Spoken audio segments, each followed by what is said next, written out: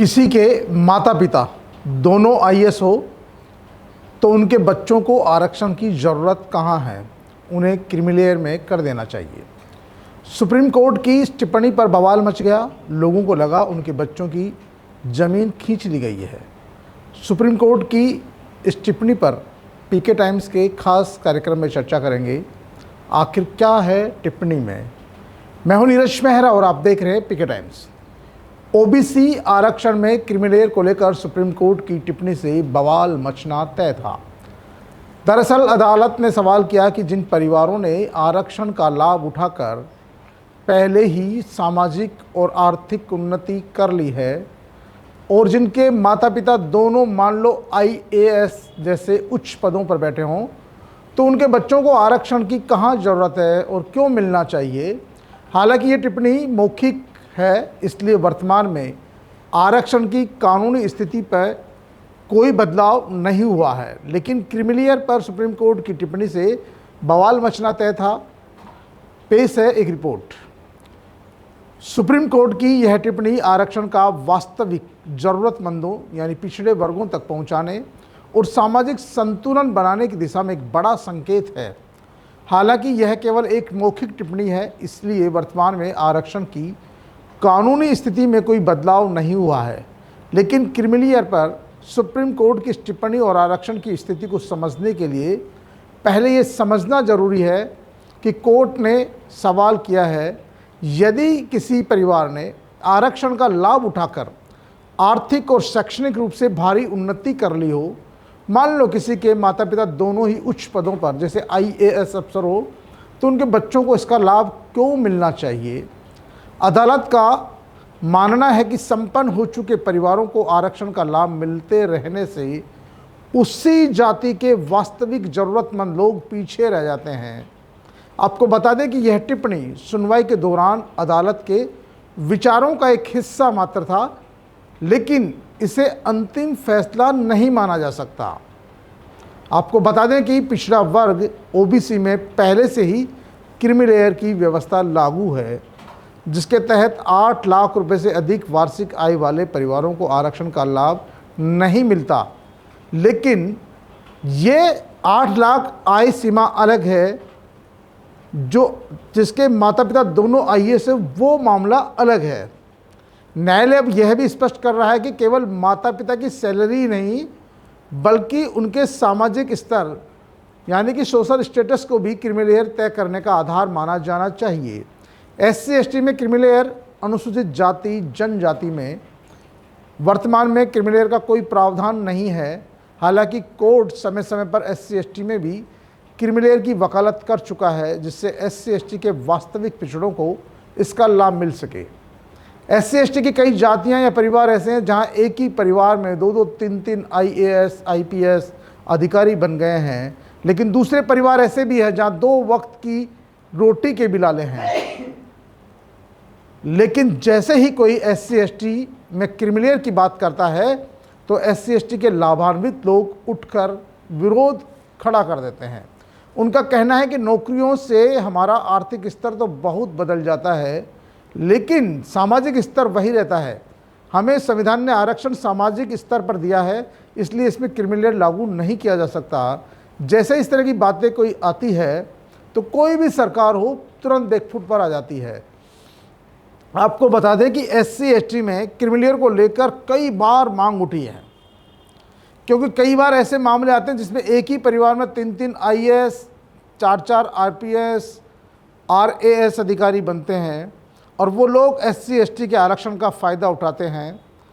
लेकिन SC ST की कई जातियां ऐसी है जहां पर आज भी ढूंढने से आईएएस और आईपीएस आरएएस नहीं मिलेगा, लेकिन उनको आरक्षण का लाभ अभी तक भी नहीं मिला है, क्योंकि उन जातियों में इतना पिछड़ापन है कि न तो उनका शैक्षणिक आधार पर कोई सुधार हुआ है, न सामाजिक स्तर पर उनका कोई सुधार हुआ है, और वो जहाँ थे वहीं पर नज़र आते हैं।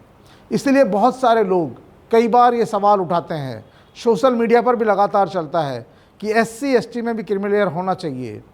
क्रीमी लेयर यानी कि किसी परिवार में यदि कोई आरएएस अफसर बन जाता है, आईएएस अफसर बन जाता है, तो फिर उसकी संतान को आरक्षण का लाभ नहीं मिलना चाहिए। उसकी दूसरी जो जातियां हैं या दूसरे परिवार के लोग हैं उनको इसका लाभ मिलना चाहिए। क्योंकि जिस घर में आईएएस है या बड़ा अधिकारी कोई बन जाता है, आईपीएस बन जाता है, आरएएस अधिकारी बन जाता है, तो वो इतना सक्षम तो हो जाता है कि अपने बच्चों को अच्छी शिक्षा दिला सके, अच्छी नौकरी की तैयारी करा सके। यदि कोई व्यक्ति अपने बच्चों को अच्छी नौकरी की तैयारी करा के एग्ज़ाम दिला सकता है तो फिर उसको आरक्षण का लाभ नहीं मिलना चाहिए। इस तरह की बात कई बार मौखिक रूप से आती है, सोशल मीडिया पर भी कई बार चर्चा होती है, लेकिन जैसे ही ये बात आती है तो SC/ST के लोगों का सीधा सीधा कहना होता है कि SC/ST के लोगों को आरक्षण जातिगत पिछड़ेपन, आर्थिक पिछड़ेपन, सामाजिक पिछड़ेपन के कारण मिलता है।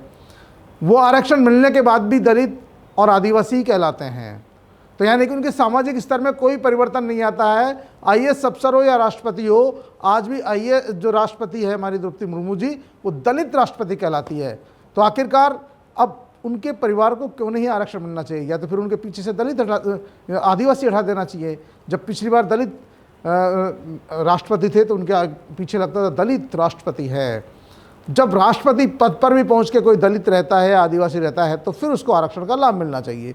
ये दलीलें अपनी अपनी जगह हैं, लेकिन कहीं ना कहीं तो इस आरक्षण व्यवस्था का लाभ कुछ लोग या कुछ परिवार बहुत ज़बरदस्त तरीके से उठा रहे हैं, लेकिन उन्हीं की जातियों में इस आरक्षण का लाभ कहीं भी उठता हुआ नज़र नहीं आ रहा। इसलिए अदालत की टिप्पणी काफ़ी कारगर साबित होती है। भले ही उन्होंने वैसे ही टिप्पणी की हो, लेकिन इस टिप्पणी से वो लोग जरूर आहत हुए हैं जो कहीं ना कहीं बार बार आरक्षण के लाभ के चलते उच्च पदों पर बैठे हुए हैं और मौज काट रहे हैं। ईडब्ल्यूएस और ओबीसी की बात करें तो ईडब्ल्यूएस का और ओबीसी का क्रिमिनल दोनों अलग अलग है, क्योंकि सामाजिक और आर्थिक स्तर पर दोनों पैमानों पर निर्भर करता है। इस टिप्पणी से यह संकेत जरूर मिलता है कि आने वाले समय में केंद्र और राज्य सरकारें आरक्षण के नियमों में क्रीमी लेयर के मापदंडों की समीक्षा कर सकती है, ताकि आरक्षण का फ़ायदा सबसे निचले पायदान पर बैठे लोगों तक पहुंच सके। SC/ST में क्रीमी लेयर लागू हो जाए तो इससे इस वर्ग के गरीब और ज़रूरतमंद परिवारों को भी लाभ मिल सकेगा। नहीं तो इन वर्गों में जो सक्षम है वो और सक्षम हो जाएंगे और उनके और जो दूसरे जो असक्षम हैं उनके बीच की खाई बढ़ती जाएगी, जो किसी भी तरह से सामाजिक न्याय की अवधारणा को पूरा नहीं करती है। इसीलिए समय समय पर ओबीसी के साथ साथ SC/ST में भी क्रीमी लेयर लागू करने की मांग उठती रहती है, लेकिन अभी सरकारें इसे लागू करने की जहमत नहीं उठा पाती है। कारण साफ है, सबको वोट चाहिए और वोट बैंक का ऐसा चस्का है कि वो पार्टी भले ही कोई सी हो, सरकारें भले ही किसी भी पार्टी की हो, सरकार बनाने के लिए वोट चाहिए। और SC/ST में क्रीमी लेयर की मांग समय समय पर उठती है। कई बार सुप्रीम कोर्ट के जज टिप्पणी करते हैं, कभी हाई कोर्ट के जज भी टिप्पणी कर देते हैं, और टिप्पणियाँ कहीं ना कहीं उन समाजों को सतोलने का, टटोलने का एक माध्यम भी बनती है कि इन टिप्पणी के बाद इन वर्गों का रिएक्शन कैसा है। यदि ये वर्ग शांत हैं तो इसका मतलब सरकार इस पर कदम उठा सकती है, आगे बढ़ सकती है। लेकिन जैसे ही इस तरह की कोई टिप्पणी आती है, SC/ST के लोग आक्रामक हो जाते हैं और इस बात का विरोध करते हैं। जब विरोध करते हैं तो सरकारों को बैकफुट पर आना पड़ता है।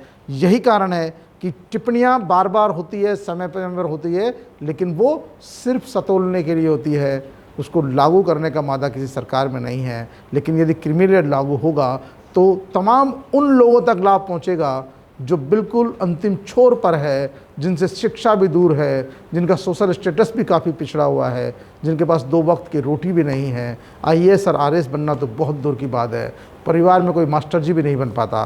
तो ऐसे लोगों को भी लाभ मिलना चाहिए। लेकिन क्योंकि जो सक्षम लोग हैं, जिन्होंने इसका बेजा फ़ायदा उठाया है, जो लगातार फ़ायदा उठा रहे हैं, वो लोग हमेशा जैसे ही ये बात आती है इसके विरोध में उठ खड़े होते हैं। तो PK टाइम्स की इस खास खबर में फ़िलहाल इतना ही। सुप्रीम कोर्ट से टिप्पणी से मचा बवाल अभी थमने का नाम नहीं ले रहा है, लेकिन इसने एक नई बहस को जन्म दे दिया है। इस बहस का अंत क्या होगा, हाँ, इस पर देखने वाली बात है कि अभी किसी भी राजनीतिक पार्टियों का कोई प्रतिक्रिया नहीं आई है, क्योंकि कोई भी इस आग में हाथ डालने से बचता है। यही कारण है कि सामाजिक स्तर पर ही इसमें सामाजिक संगठनों के बयान आ रहे हैं, जो सोशल मीडिया पर एक्टिविस्ट है उनके बयान आ रहे हैं। बहुत सारे लोग क्रिमिलियर के पक्ष में खड़े हो गए हैं, तो बहुत सारे लोग इसके विरोध में भी खड़े हैं। तो पीके टाइम्स की इस खास खबर में फ़िलहाल इतना ही। ताज़ा तरीन खबरों के लिए देखते रहिए पीके टाइम्स।